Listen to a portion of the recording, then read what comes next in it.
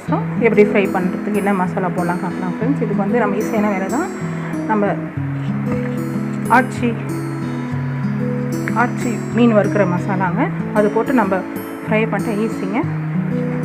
இப்போ போட போகிறோம், பார்க்கலாம். ஆச்சி மசாலா போட்டிருக்கோம். இப்போ தேவையானது மீனுக்கு தேவையானது போடுறோம்.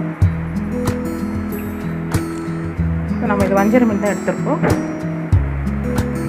இப்போ மீன் பெசரி வைக்கிறோங்க. இது மசாலா கலந்துருக்கோம்.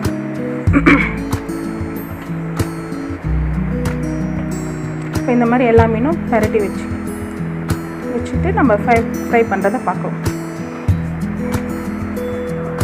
வஞ்சர மீன் ஆரெல்லாம் தடவி வச்சாச்சுங்க. இப்போ நம்ம மீன் வறுக்கிறது உங்களுக்கு காட்டுறேன்.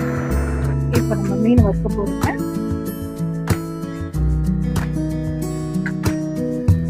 மீன் வறுக்க போகிறோங்க. எண்ணெயில் போட போகிறோம்.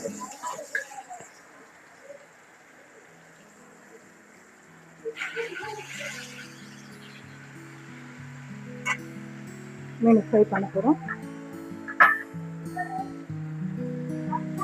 இது வறுத்துட்டு காட்டுறது. இந்த மாதிரி வஞ்சர மீன் நம்ம இந்த மாதிரி எண்ணெயில் போட்டு வறுத்துக்கலாம். நல்லாயிருக்கும். தோசை தவாலும் போட்டு வறுக்கலாம். ஃப்ரை ஆகும்.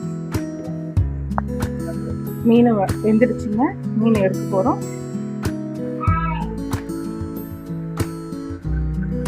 இந்த மாதிரி கலர் டிஷ் ஆனன்னு மீன் வெந்துடுச்சுங்க. எடுத்துடலாம்.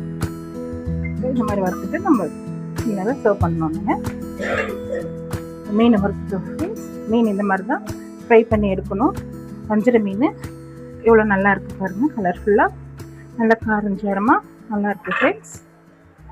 மீன் சாப்பிட்டு பார்க்கலாங்க. பாருங்கள் எவ்வளோ நல்லா இருக்குது.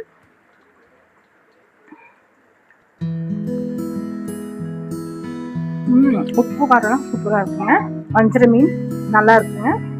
இதே மாதிரி நீங்கள் சமைச்சு பாருங்கள் ஃப்ரெண்ட்ஸ். சூப்பராக இருக்குது. லைக் பண்ணுங்கள் ஃப்ரெண்ட்ஸ். எல்லாருக்கும் ஷேர் பண்ணுங்கள். பாய்.